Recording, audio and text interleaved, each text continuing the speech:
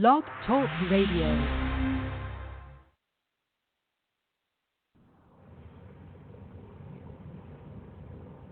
This is the Light of Truth radio broadcast with Michael Boldea.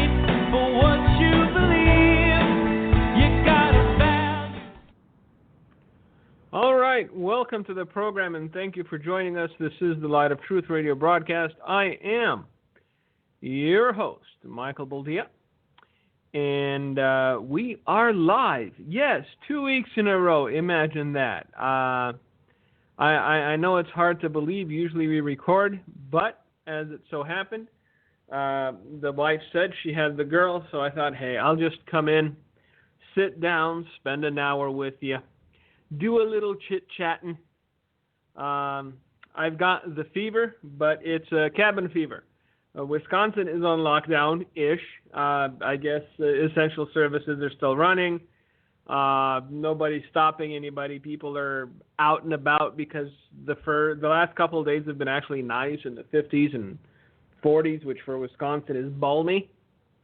So everybody's out jogging and walking and running and throwing frisbees to their dogs if they so happen to have dogs. Life looks peachy and normal from the outside. But apparently people are still in hysterics. People are still, I guess, for lack of a better word, inconsolable about the fact that I have chosen to be somewhat laissez-faire or laissez-faire about this coronavirus.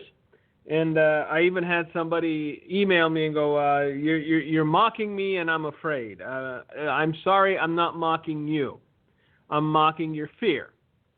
Because I don't know that I know you personally, because you got my email address from the Hand of Help website. But I'm not mocking you personally, don't get me wrong. I am mocking your fear because of the multitude of things that you could be afraid of today. This should not be high on your list. I never said this wasn't a real thing.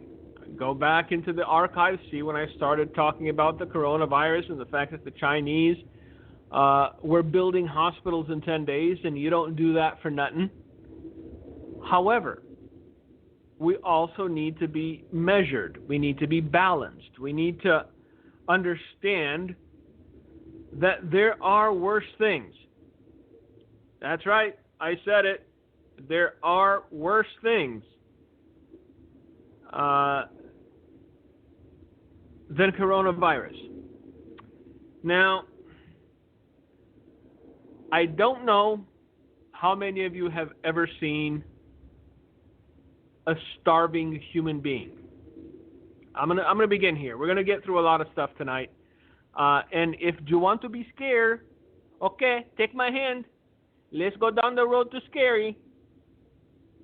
Because this right now, as it stands, this virus is not scary to me. I know I'm not within the age demographic that has the higher mortality rate, but you know I am what some might technically call obese, so there you go. I'm in the danger zone. And yet, if I take the necessary precautions of, not being dirty, washing my hands, being careful and cautious, I'm sure I'll be fine.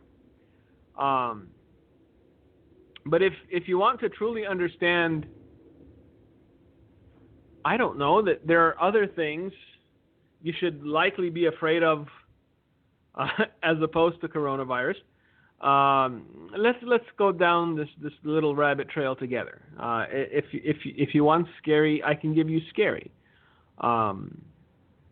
Because the truth of the matter is that if you are an American having lived in America all of your life,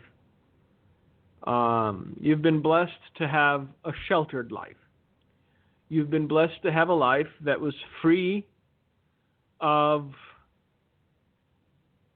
certain everyday things that other people in the world go through. I'm trying to be nice because apparently everyone's feelings are a little fresh, sore, whatever, and so everyone gets upset quite readily, and then they start shooting off emails. And you know what? My kids are off school. They don't have daycare. They don't have school. So between answering angry emails from people going, why don't you take my fear seriously? Or why do you mock me for being afraid? No, I'm mocking your fear. Instead of answering all those emails, I'd rather play catch with my kids in the backyard. But that's just me. Again, just to clarify, only going to do it once. I am not mocking you. It's the fear that I'm mocking, because in the great scheme of things, the fear is unwarranted. I'm sorry, it just is. 2.2 million people die in this world every year of diarrhea. That's it. I could end the show right there. Say good night, everybody. Enjoy. Put it on repeat if you must. But to contextualize the mortality rate of this thing compared to other things, 2.2 million people die every single year of diarrhea. 23. And this is a sad number, because it ought not to be so. It's a sad number because we should have done something about it a long time ago. 23 veterans die by suicide every day. So, again, we need to take a step back, turn off the television, breathe in, breathe out, and analyze the situation for what it is. Assess the situation for what it is. 2.2 million people die of diarrhea every year in this world. There are countless things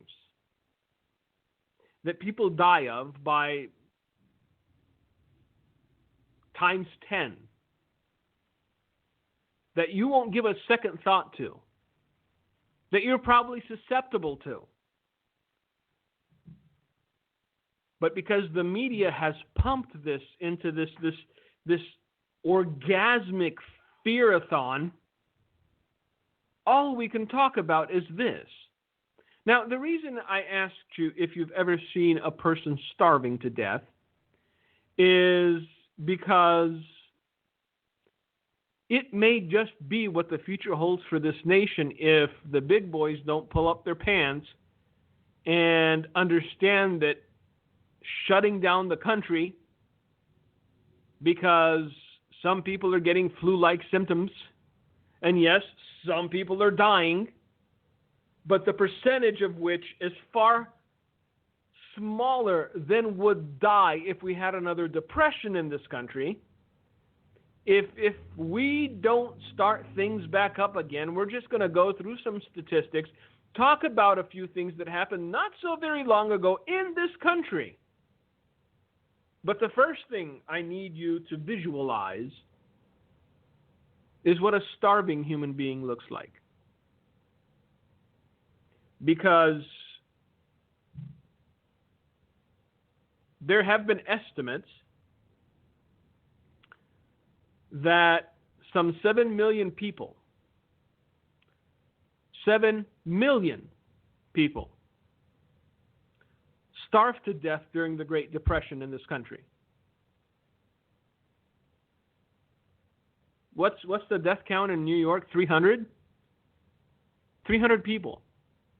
7 million people starved to death during the Great Depression.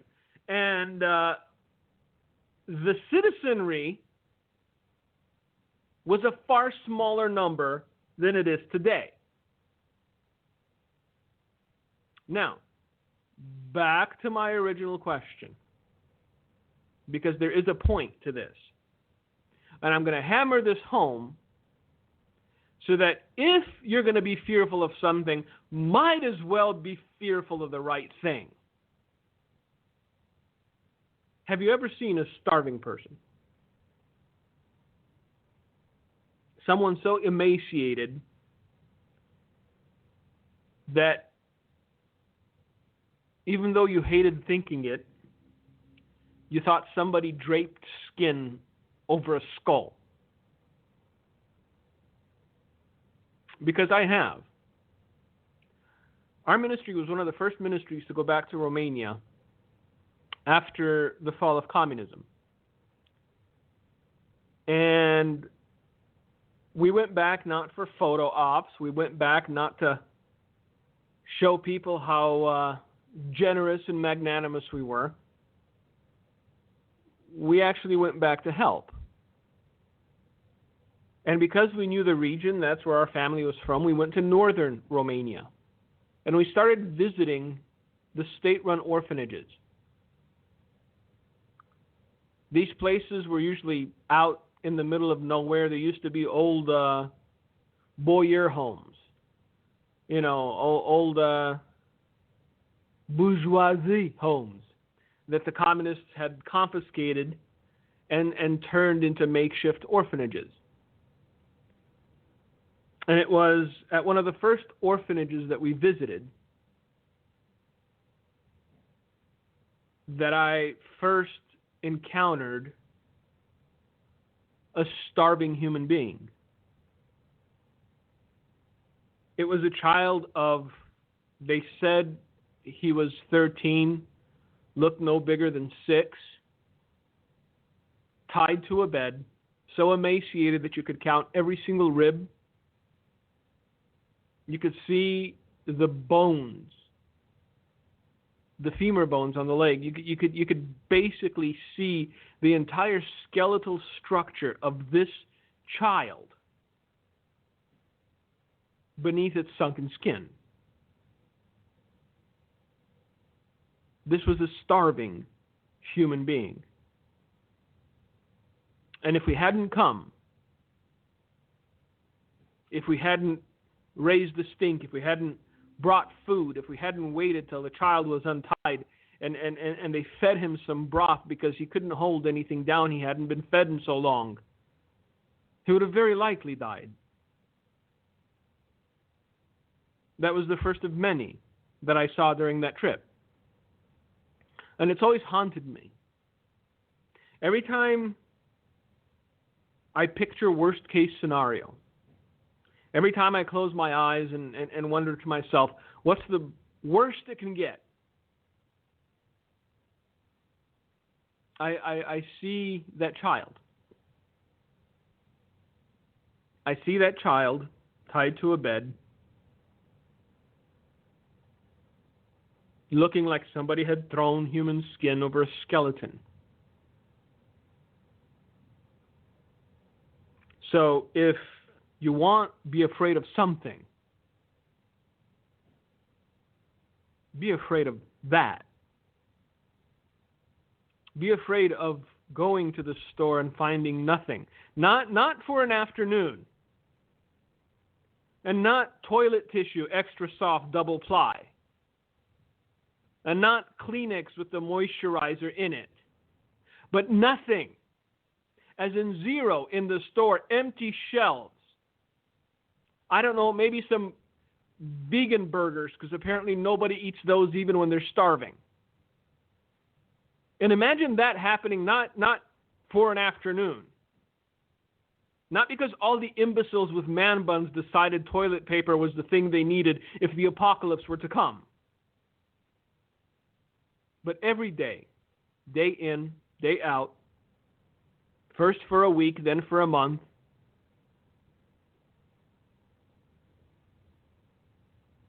then for however long you manage to keep going looking for something and finding nothing. 7 million people are said to have died during the Great Depression. The Great Depression had an unemployment rate of 24%. I know, oh, he's talking economics again. Where's the prophecy? Prophecy's been happening for the last 40 years. Nobody cared. It's like my wife telling our little one, you have to clean your room before you can watch TV. And she says, yes, Mommy, can I watch TV? And my wife repeats herself, you have to clean your room before you can watch TV. Yes, Mommy, can I watch TV? God told us what we needed to do in order to avert what's coming. And all we can manage to do is say, yes, Lord, tell us something else. But no, there's nothing else you need until you do this one thing. There's nothing else you need until you get your house in order. There's nothing else you need until you seek the face of God and until you find repentance. There's no new message. There's no new revelation. I'm not trying to sell you beans and rice at a discounted rate. Somebody sent me this, and I know he sent it to me just to get a rise out of me. What was it? Jim Bakker's at it again. He is offering, in his very magnanimous and gregarious way, rice and beans. Apparently they're supposed to be like, to make your meal more plentiful. So I can't find it right now, but apparently $160 for a bucket of rice and $160 for a bucket of beans, which probably all in all cost about $20. We reached out and said, hey, can we promote your product? And we get a little cut. Here you are. Go and buy the rice and beans per the bucket. And use promo code GullibleSap. If you use promo code GullibleSap, you get 3% off, but then you get charged 5% for using your credit card. I kid, of course. I don't know. There's no promo code, and I didn't reach out. But last I checked, a bag of rice and a bag of beans is about $20. At $1.60, they're making a nice profit, and still, Gullible Saps are calling. And one other thing that you need, I don't. My intent, my hope, my prayer, in doing this every week with you, in talking to you, is not to scare you. Is not to stir fear in your heart, because if that was my intent, I could just give you some reality bites that'd make you jump out of your skin when you realize the truth of them. My hope and desire is to make you aware of the situation as it stands, and then encourage you to trust God. But apparently some of you just won't have that. No. Tell us about QAnon and about the secret messages. And come on, we're grasping at straws. The only thing I'm seeing right now is that there's a certain group in this country that has seized upon this chaos, that has seized upon this crisis, and they're trying to push the agenda of communism to the utmost as quickly as they can, because they think most people will be so relieved at the thought of having $1,000 of their own money sent back to them that they're going to embrace communism. If you think it's rough now, you ain't seen nothing yet. But back to what I was going to tell you then not tell you, but I'm going to tell you anyway. Between the guy who stocks up on beans and rice and the guy who stocks up on bullets, guess who's going to win? Just a thought. You see, because you're making me do this, all right? Just know this. You made me do this. Because I was going to talk about something else, but then the emails started rolling in. I hope tonight's program's different than the other ones, because all you're talking about is current events. What do you want to know? Why I don't believe this is the end? Because it's not bad enough. Here, I said it. This isn't bad enough to warrant the last days. 1/3 of the world's population will die very quickly from some sort of disaster. It'll be so sudden that humanity itself will be overwhelmed. This has a less than 1% mortality rate, figuring those that have been tested. And they say there's probably 10, 15 times more walking around that are asymptomatic, that are never going to get tested because they never thought they had it. And there's a bunch of people that are still waiting to be tested because there aren't enough tests around. So do you want me to freak out about this?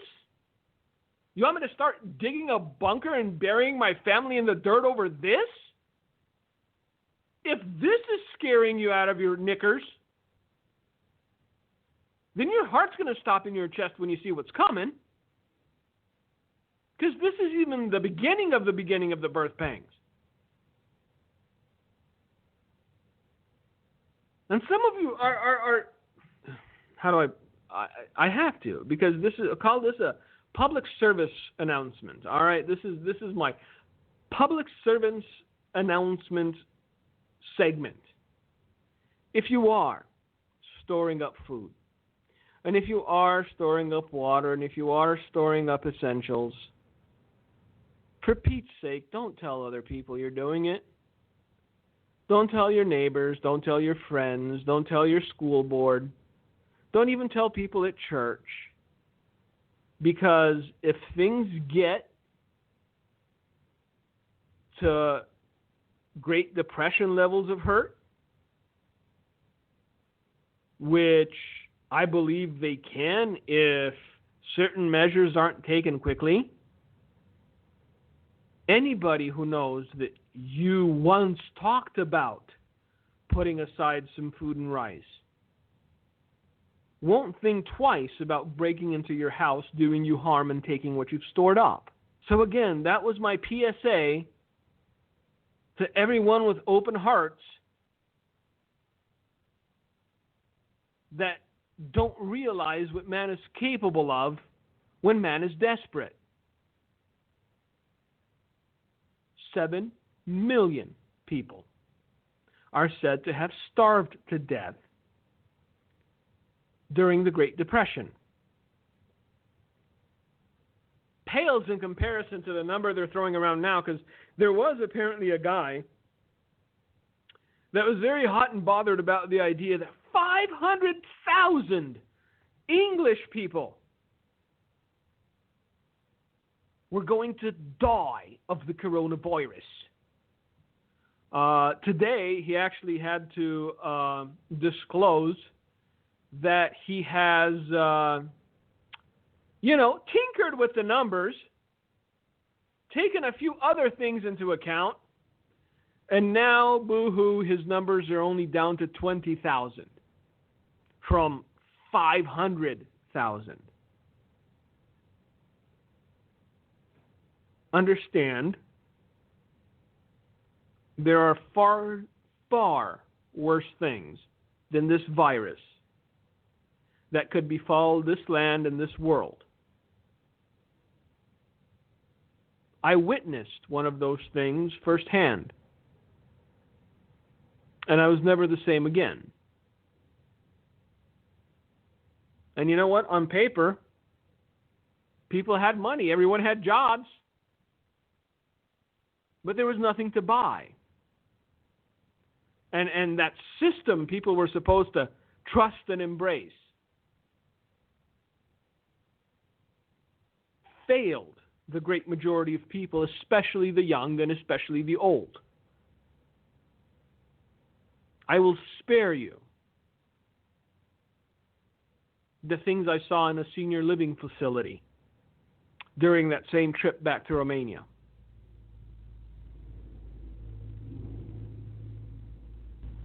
If you've never seen maggots eating a live human being, well, you haven't lived. So understand that the reason I'm not fearful of this is because I've seen far worse with my own eyes. I know how bad can get. And I'm sorry, this isn't it. I sympathize wholeheartedly with people that are catching it. I sympathize wholeheartedly with the elderly that are passing away due to complications from it. But we need to be aware, we need to be cognizant of the fact that there are worse things. Starvation being one of them. Because I got to tell you, I can put up with a lot. There's a lot I can take. I have a strong constitution and very few things shake me. But the idea of seeing my kids starve is one of those things that I don't think I could cope with. So let's break down what another Great Depression might look like. Because again, they're talking 30% unemployment if these things keep going. And the Great Depression had 24% unemployment. Numbers matter. Please understand, numbers matter. In this context, they matter a lot. So the number of those unemployed during the Great Depression was 24%. The consensus is that from that 24% unemployed, some 7 million people starved to death. Now, we're in 2020. There are far more people in these United States today than there were back in the 20s. There are also a lot more people today that are far weaker in their constitution than those of the 1920s.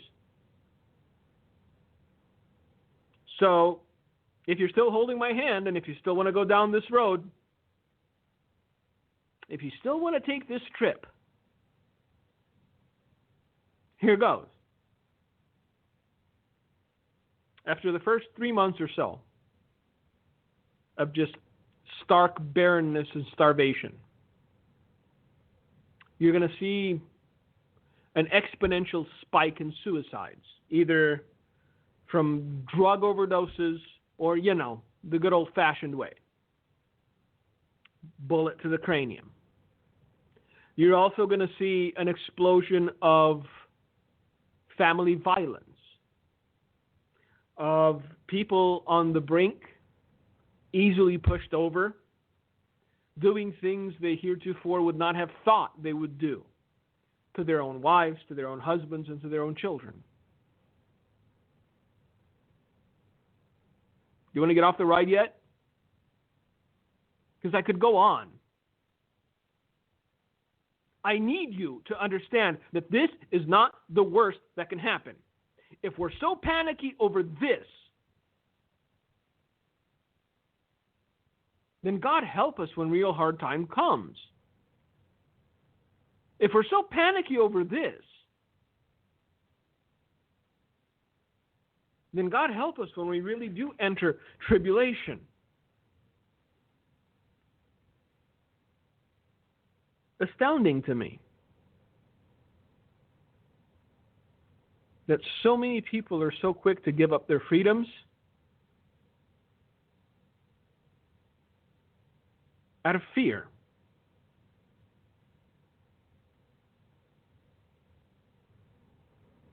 So, the latest today is that the jobless claims have soared to 3.2 million, the biggest jump ever. If the economy is not allowed to restart, if governors of states who think themselves miniature despots continue to keep everything on lockdown, that number is going to pop to 10 million within a month. I know. We're all getting checks, though. $1,200 isn't going to get anybody far. And most irresponsible people could, apparently the thing is, most people don't have emergency $400 set aside.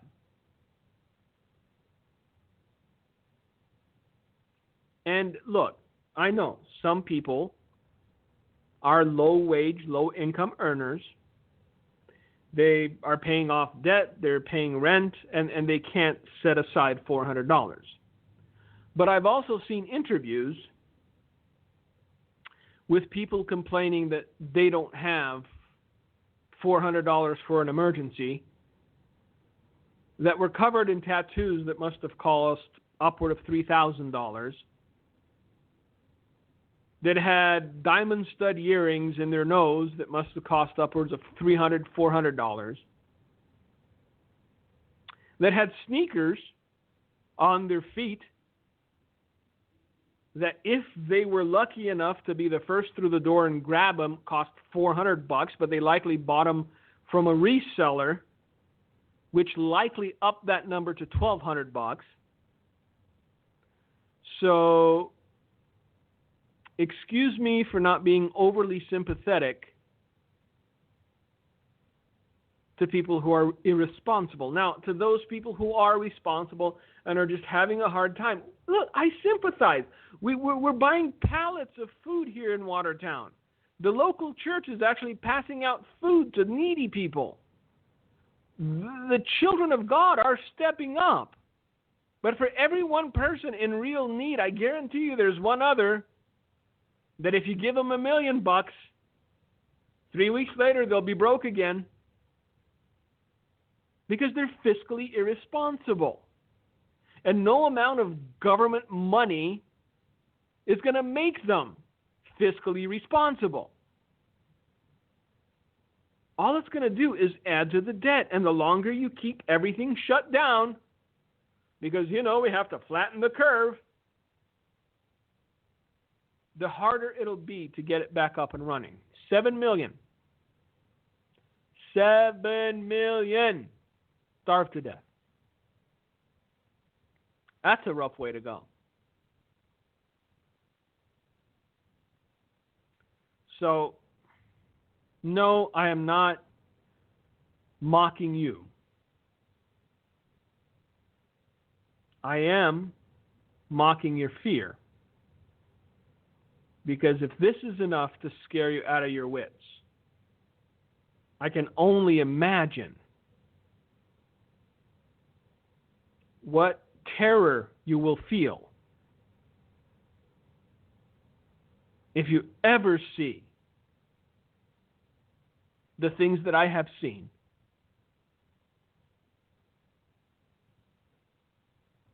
I've seen it. I've seen the worst of what man can do to man, up close and personal. I've seen the worst of indifference, where a child was left to starve tied to a bed, or an old person allowed to lay in their own filth until maggots were eating at them.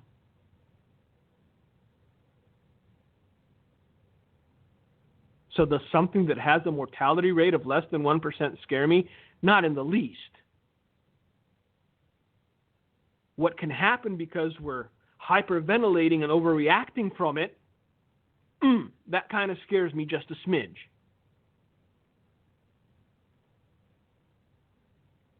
Because we don't have a baseline to which to compare.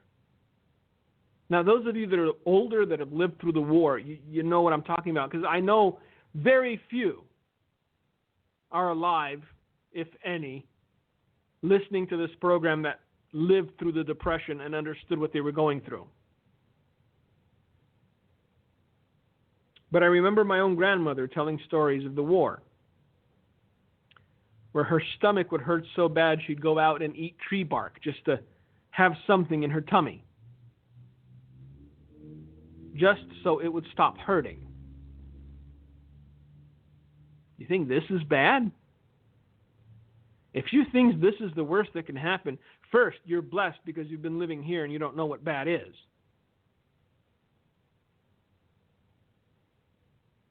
And second, if you think this is the worst that can happen, you're in for a very rude awakening.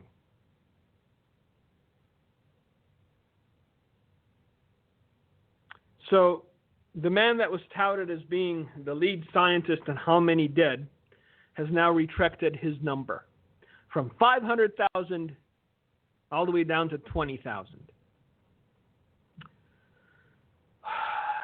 And if you read the headlines, you realize that everything is driven towards a conclusion. There is a purpose for the narrative. Shock claim. Deaths will top 80,000 in the next 4 months. Okay. Well, just so that we're clear, you're going to hear some clicking. I'm going to Google how many people have died of the flu this year in America.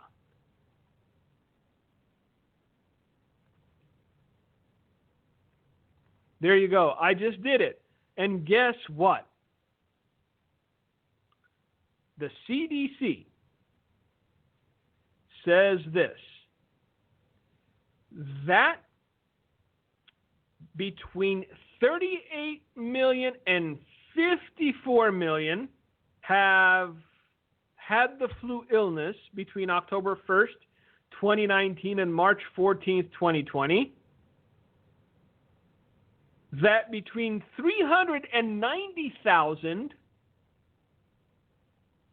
and 710,000 people have been hospitalized from the flu. And now listen to this number. Let it sink in. Between 23,000 and 59,000 people have died from the flu or flu-related complications. So, the shock claim, the thing that's supposed to grab your imagination and make you clutch your pearls and go faint and start digging your own grave, is that 80,000 people will die within the next 4 months. I thought it was 2.1 million, wasn't it? Wasn't it supposed to be that? 1 million, 2 million? We were cranking up the numbers, kids. Some people were saying as high as 4 million people. Now we're down to 80,000. And that's 21,000 more than have died from the flu.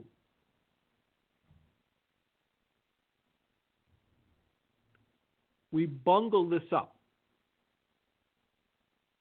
If we allow fear to dictate our response as a nation, if we keep things shuttered and businesses closed down indefinitely, because Aunt Reba's 97 and she really wants to go for a walk, we're not going to be talking about numbers of 80,000 or 50,000 or 60,000. The Great Depression had 24% unemployment. 7 million people are said to have starved to death during the Great Depression. They're saying if this stays shut down, the numbers are going to be around 30% unemployment. You do the math. That's all I'm going to say. And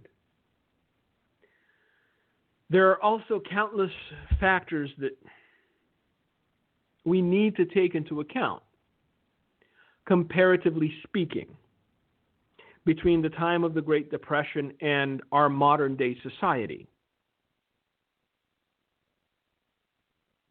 I guarantee you, people were not as divided, as polarized, as selfish, as hedonistic, as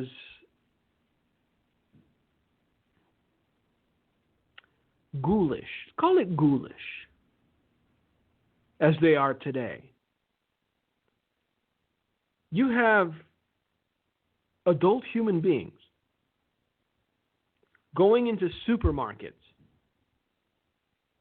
coughing on the fresh produce, laughing maniacally and telling anyone within earshot that they have the coronavirus. I read an article somewhere today that a store had to throw away $35,000 worth of fresh produce because one insane human being walked into the store and started coughing everywhere, yelling, "I have corona, I have corona." Understand that people in possession of an anarchist mindset today far outnumber people with an anarchist mindset in the 1930s. These are the kinds of people that just like to set things on fire to watch them burn.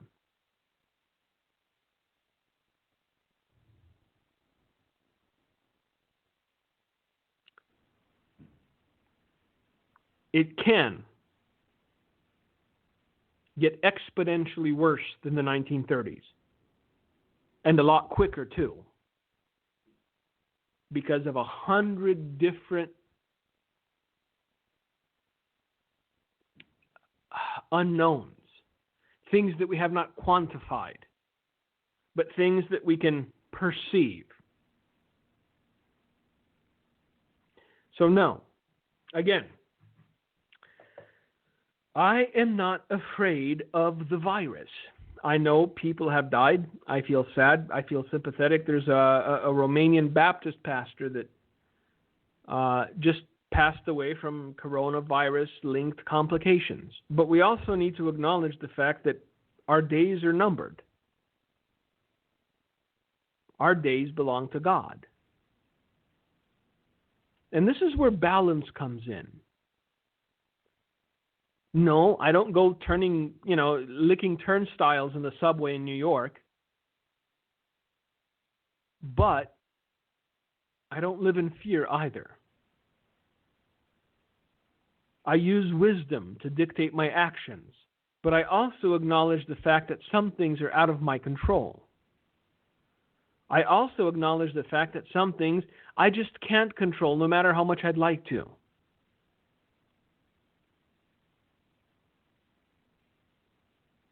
I wrote an article a couple days ago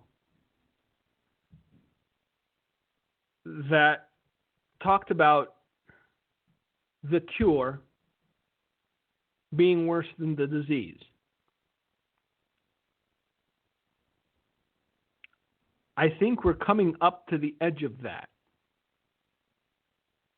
where it's very possible that the cure for this will be worse than the disease itself.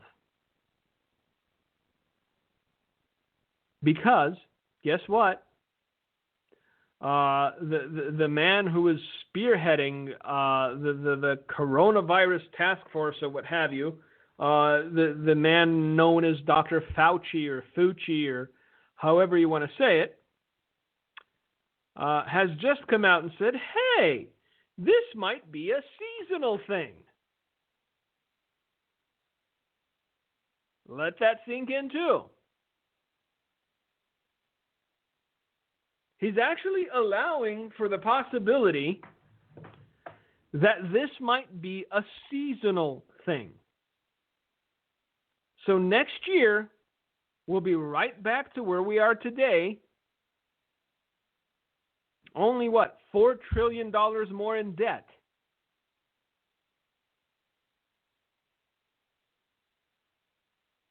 So ruminate on that for a while.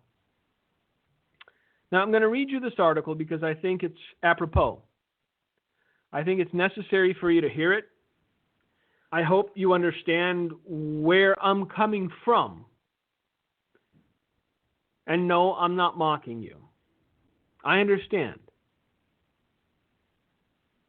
You may be afraid. But there's a lot worse things to be afraid of. Never let a good crisis go to waste. Not only is that a motto for some politicians today, but it is also a way of life.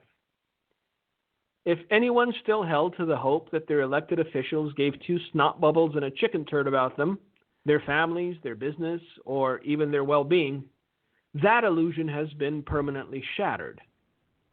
With the help of a compliant media which seeks to frame the narrative at every turn, there is a push in the halls of Congress to ram through new legislation that would make its implementation far worse of a situation for the average citizen than this virus ever could.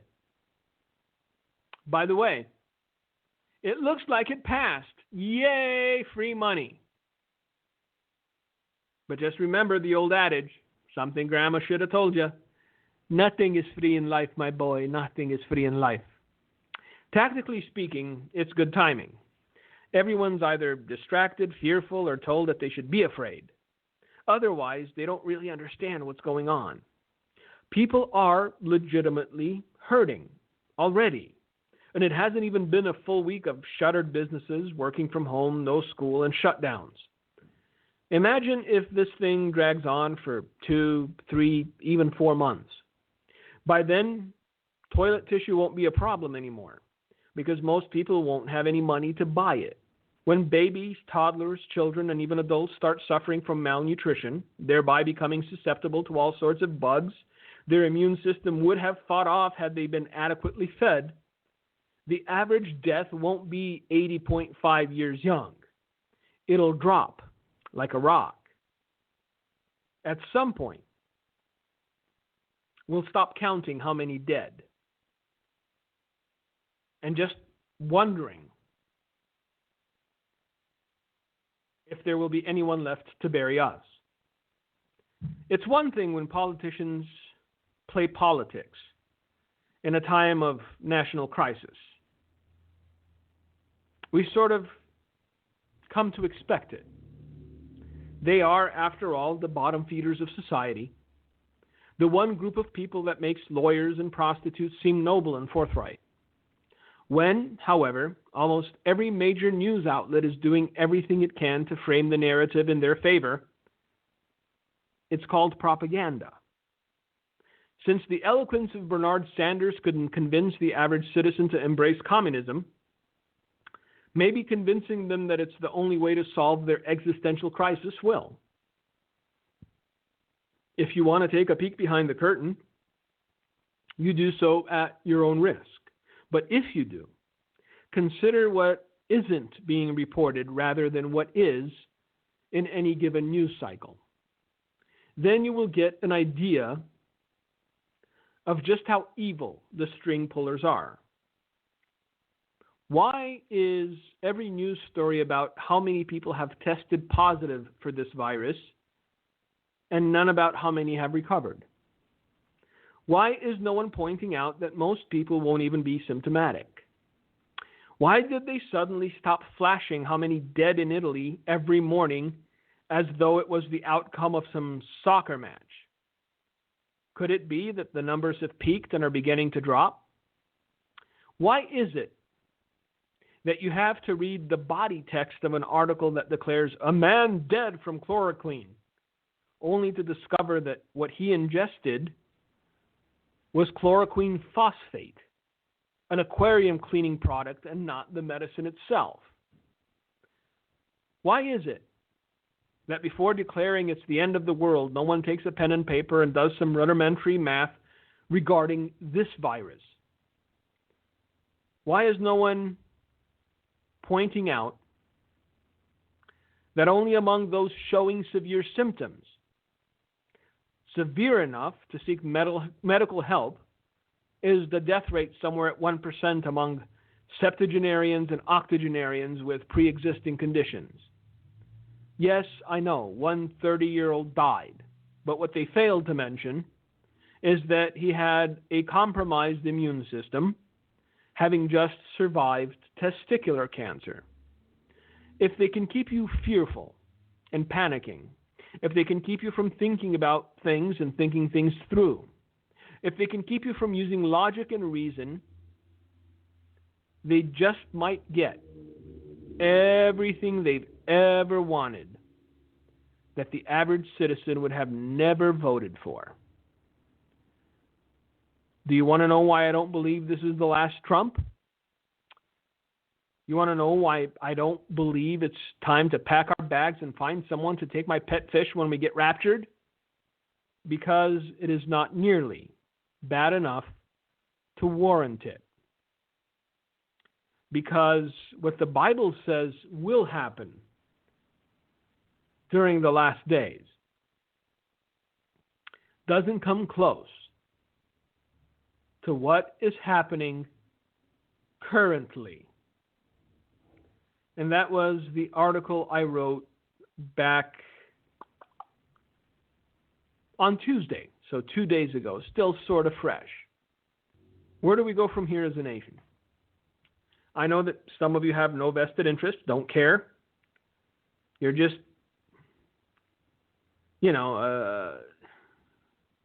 modern version of Jonah sitting under a palm tree, snacking on some popcorn, waiting for it all to end.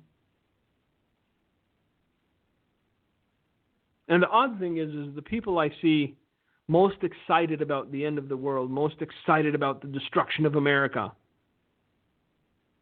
are people who don't have children, who don't have grandchildren. I was talking about judgment on America.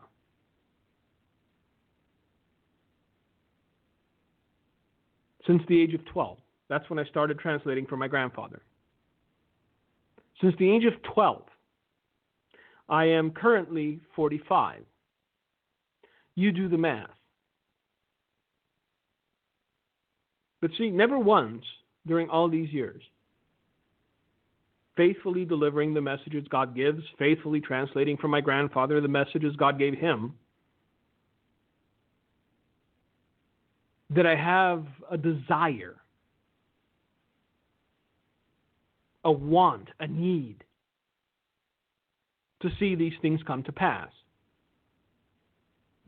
See, I remember traveling with my grandpa as his translator, and he'd talk about the judgment of America to a church that at the time seemed very skeptical. And then we'd go back to our hotel room,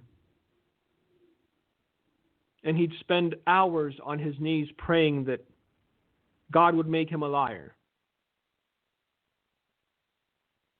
He'd spend hours on his knees praying that God show mercy. Praying that what God had shown him would happen would not happen. I believe that judgment is coming. What I don't believe is that we should revel in the idea that it is, or do what we can to hasten it. I know, in some of your eyes that makes me weak. Whatever. You see, the one thing that those who know me know is that I have made it a priority in my life to not be dependent on ministry for my family's well-being. That way I don't have to hawk rice, I don't have to hawk beans, I don't have to try to sell you potatoes au gratin by the bucket. I don't have to try to scare you out of your mind to get you to buy silver certificates or gold or silver solution. I can sit here every week and tell you the truth. I can talk about the things I want to talk about that you may not see the importance of today, but you will see the importance of at some point down the line. Because if I didn't believe that God wanted me to do this, then I'd have better things to do with an hour of my week. If God did not want me to do this, this would be a waste of time. And so I do this because He mandates it. And I do it without strings, and I do it without asking you to buy aged salami in a tin can at 1,000% markup. So, as I said at the beginning of this program, if you want to be afraid of something, there's a lot of things to be afraid of in this world. But this thing really isn't one of them. Anyway, may God bless you. May God keep you. Thank you for listening. Please keep us in your prayers. And Lord willing, we will see you again next week, continuously corona-free. For now, Gino, if you've got anything to say, the floor is yours. Thank you, Mike. Trust in the Lord with all our what? All our heart. All of it. Like Mike said, don't be motivated by fear. And really, if our economy shuts down and we end up, and it looks like it's going to be recession mode very soon. But Mike made a good point. People didn't think in January we would be in this position now, but this is what fear does. And, you know, so much of America is shut down, and it's like Mike said, it's going to take a long time to get this engine. And I think we have to start thinking that it's not unfeasible to have an economic collapse in America if we don't start really looking at the ramifications of shutting down pretty much a whole nation. And so trust the Lord with all thine heart and lean not on your understanding. That's the worst thing you can do, is lean on that. Our understanding gets us in trouble. And fear is a tool of the devil to get us to doubt God. And if we can doubt God, how long can you walk on the narrow path, which is narrow, to doubting God? People that are fearful are paying $100 for this bottle of Silver Soul at Baker's Hawking and others. And it's much cheaper to have faith, and it's much more secure in your family and your life to trust the Lord. It's much more healthy to have confidence in God than walk around in trepidation. So trust the Lord with all your heart. Lean not on your own understanding. Acknowledge him in all your ways, and he will what? Direct your path. And I think Mike's statistics are really an eye-opener. 23 veterans a day die by suicide. That should be a national calamity. And then mentioning how many people die from diuretical illness, you know. Trust the Lord. Put your faith in God. God will never let you down. And it's time for America to turn back to the Lord. Like Mike said, for all these years, you know, the prophetic word was going out. And how many people heeded that call? Now we better heed the call. God bless you. Thank you for listening to The Light of Truth.